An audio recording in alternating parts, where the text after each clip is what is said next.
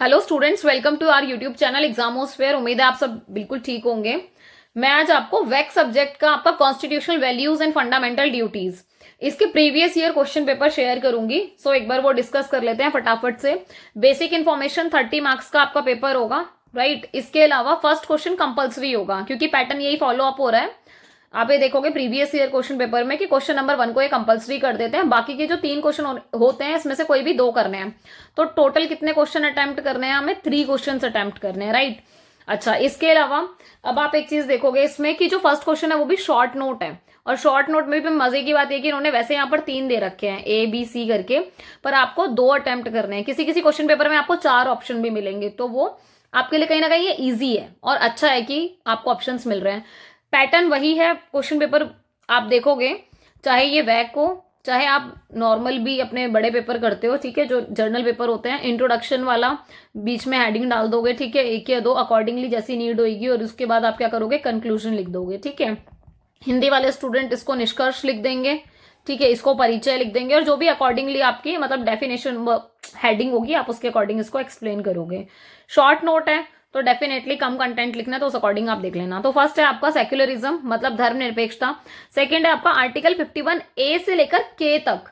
अब अगर यहाँ इन्होंने दे रखा है ना, तो आपको ये आर्टिकल थोड़े से याद कर लेने चाहिए ताकि आप इसको एक्सप्लेन कर पाओगे, ठीक है। इसके अलावा सर्वधर्म संभव, तो इसको आपको अपनी लैंग्वेज में लिख के आना है, वही सेम पैटर्न फॉलो करते हुए, ठीक है। अब आते हैं लॉन्ग क्वेश्चंस के ऊपर। लॉन्ग क्वेश्चन क्या है, एक चीज और है, ये जो शॉर्ट नोट थे ये 5-5 नंबर के हो जाएंगे 2, ठीक है। लॉन्ग क्वेश्चन आपके 10 नंबर के हैं, तो उस हिसाब से ही आप अपना क्या करोगे, अटेम्प्ट करोगे। एक चीज और है, इसको काम मतलब इसको करने के लिए ना टाइम लिमिटेड मिलता है, तो थोड़ा सा टाइम का ध्यान रखें। ये ना सोचा जाए कि भाई 3 घंटे का पेपर आराम से करेंगे तसल्ली से, ना। पेपर आई थिंक 1.5 घंटे में ही खत्म हो जाता है, 1 या 1.5 घंटे में। क्या टाइमिंग है? 1 घंटा है, ठीक है। तो 1 घंटे के अंदर अगर ये पेपर खत्म हो रहा है तो आप अपना टाइम उस हिसाब से बांट के करोगे। नेक्स्ट है explain the difference between fundamental right and fundamental duties, ठीक है। तो राइट्स क्या है, ड्यूटीज क्या है, जब आप ये बता रहे हो तो आर्टिकल जरूर मेंशन कर देना और फिर इनको थोड़ा सा ब्रीफली एक्सप्लेन कर देना। फिर नेक्स्ट है what is rule of law, explain with examples. कानून का शासन क्या है, उदाहरण से ही समझाइए। पहले आप बता दो इसको अच्छे से एक्सप्लेन कर दो, फिर आप एक एग्जाम्पल डाल दो। और एग्जाम्पल जरूरी नहीं है कि आप कोई किसी किताब से पढ़ के ही कुछ डालोगे, आप उसको अपने डे टू डे लाइफ से कनेक्ट करके किसी भी तरीके से एक्सप्लेन कर सकते हो। एग्जाम्पल कुछ भी हो सकता है, ठीक है। नेक्स्ट है should fundamental duties be justiciable, discuss. अब वो ये पूछ रहे हैं कि क्या मौलिक कर्तव्य प्रवर्तनीय होने चाहिए या फिर वैसे जस्टिसिएबल होने चाहिए, समझ रहे हो। तो चर्चा कीजिए इसके ऊपर, तो आपको इसको एक्सप्लेन करना होगा अपने तरीके से। ये आपका एक क्वेश्चन पेपर हो गया। नेक्स्ट है आपका नेक्स्ट क्वेश्चन पेपर की तरफ मूव करने से पहले एक चीज और है, मैं टोटल 3 क्वेश्चन पेपर डिस्कस करने वाली हूँ, तो ये बहुत फ्रूटफुल रहने वाला है। वीडियो चैनल पर ऑलरेडी ना 2 क्वेश्चन पेपर और पड़े हैं, तो आई थिंक 5 क्वेश्चन पेपर इस सब्जेक्ट के लिए मतलब अलग ही मौज है ना। बाकी एक इंपॉर्टेंट बात, ये हमारी वेबसाइट है www.examosphere.com। यहाँ आपको नोट्स बहुत ही इजीली अवेलेबल है, ठीक है। और हिंदी और इंग्लिश दोनों मीडियम के लिए बिल्कुल अलग अलग अवेलेबल है। सबसे मजे की बात यह कि अगर आप ये प्रीवियस ईयर क्वेश्चन पेपर देख लेते हो, वीडियो देख लेते हो, कंटेंट जो प्लेलिस्ट में गिवन है, और इसके अलावा ना आप ये नोट्स को एक बार रीड कर लोगे ना सिंगल, तो ट्रस्ट मी इतने अच्छे से पेपर प्रिपेयर हो जाएगा ना कि आपको टेंशन लेने की जरूरत नहीं होगी। फिर एक सिंगल रीड से भी काम हो जाएगा क्योंकि पीडीएफ में सब कुछ कंपाइल किया हुआ है। इंग्लिश वाले स्टूडेंट के लिए अलग से अवेलेबल है, हिंदी के लिए अलग से है।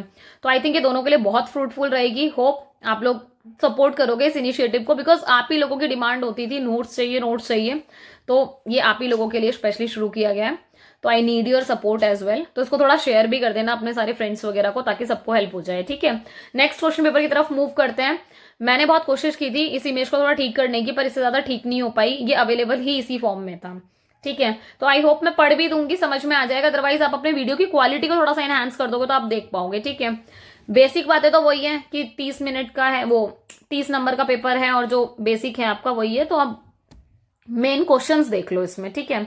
तो जो फर्स्ट क्वेश्चन है शॉर्ट नोट, देखो मैंने आपसे कहा था ना इससे पहले वाले में 3 थे, इसमें 4 ऑप्शन अवेलेबल हैं। इक्वालिटी बिफोर लॉ, कानून के समक्ष समानता। नेक्स्ट है रूल ऑफ लॉ, कानून का शासन। देख रहे हो ये वहां पर लॉन्ग में पूछा हुआ था। अब यही है कि कुछ लिमिटेड टॉपिक है, कर जाओगे ना तो बढ़िया जाएगा पेपर। यूनिटी एंड इंटीग्रिटी, एकता और अखंडता। नेक्स्ट है आपका डेमोक्रेसी, लोकतंत्र। तो ये तो आपके शॉर्ट नोट हो गए, और वही वाली बात है कि कोई भी 2 करने हैं, एनी 2 अटेम्प्ट करने हैं आपको इसमें से, ठीक है। तो ये आप देख लेना। इसके अलावा सेकंड क्वेश्चन क्या है आपका, what do you understand by justice, न्याय से आप क्या समझते हो। इसके अलावा elaborate on the different kind of justice as given in the constitution, संविधान में दिए गए विभिन्न प्रकार के न्याय पर विस्तार से बताएं। क्योंकि आप ये देखोगे ना, जस्टिस के अंदर भी तो बहुत सारे फॉर्म है ना, economic justice, social justice, political justice, तो वो जो जितने भी आपके डिफरेंट डिफरेंट फॉर्म हैं वो देखने हैं। एक चीज और है, ये जो आप इकोनॉमिक, पॉलिटिकल और ये है, आप इनको हेडिंग में डाल के नहीं आओगे, क्योंकि आप ये देखोगे प्रोसीजरल हो गया आपका, ठीक है, इसके अलावा सब्सटैंटिव हो गया, आप ये वाले एलिमेंट्स को भी ना ऐड करके आओगे, ताकि वो थोड़ा सा आंसर की क्वालिटी इनहैंस हो जाएगी, ठीक है। इन शॉर्ट ही करोगे, ज्यादा डिटेल में नहीं। नेक्स्ट है, elaborate on article 51A of the Indian constitution, which fundamental duties would you like to add to it. अभी देखो 51A मतलब ये टॉपिक पूछा ही जा रहा है पहले भी, और तुम्हें ना 3 क्वेश्चन पेपर यहां मिल जाएंगे, इस वीडियो से 2 पहले, तो मैं खुद समझ में आ जाएगा किस टाइप के क्वेश्चन पूछ रहे हैं, क्या टॉपिक करके जाएं जो 100% आ ही रहे हैं, ठीक है। भारतीय संविधान के अनुच्छेद 51A के विस्तार ए पर विस्तार से बताइए आप इनमें से कौन से मौलिक कर्तव्य को जोड़ना चाहेंगे। तो आपको उसको डिटेल में बताना है, और आप कोई भी अपना फंडामेंटल ड्यूटीज को ऐड करके अपने आंसर को फ्रेम कर सकते हो। Next, critically examine the right to liberty with special reference to freedom of thought and expression. अब राइट टू लिबर्टी को तो कर रहे हैं, वो कह रहे हैं विचार और अभिव्यक्ति की स्वतंत्रता के विशेष संदर्भ में स्वतंत्रता के अधिकार का समालोचनात्मक परीक्षण कीजिए। तो अब इस चीज को देख लो कि किस तरीके से क्रिटिकली एग्जामिन करना है। क्रिटिकली एग्जामिन का मतलब ये होता है कि आप सारी पॉजिटिव चीजें नहीं लिखोगे, जो चीज थोड़ी सी नेगेटिव है आप उन एस्पेक्ट्स को भी ध्यान में रख के अपना आंसर फ्रेम करोगे, ठीक है। ये हो गया आपका सेकेंड क्वेश्चन पेपर, ठीक है। बाकी नोट्स जरूर शेयर कर देना, सिंगल आप ये देखोगे पीडीएफ में अवेलेबल है, सिर्फ एक रीड मार के भी चले जाओगे ना, ट्रस्ट में बहुत अच्छे से काम बन जाएगा, तो इसको जरूर शेयर करना। नेक्स्ट में आपका थर्ड वाला ये क्वेश्चन पेपर है, 2024 का है, ठीक है, और वही पैटर्न तो सेम ही है हर जगह, क्वेश्चन नंबर 1 हर जगह कंपल्सरी है। आप ये देखो इसमें, अब ये देखो एक चीज और है, पैटर्न सेम फॉलो नहीं हो रहा, कहीं पर 3 आपको शॉर्ट नोट पूछ रहे, कहीं 4, पर हाँ लकीली आपको ऑप्शन तो मिल ही जाएगा करने को।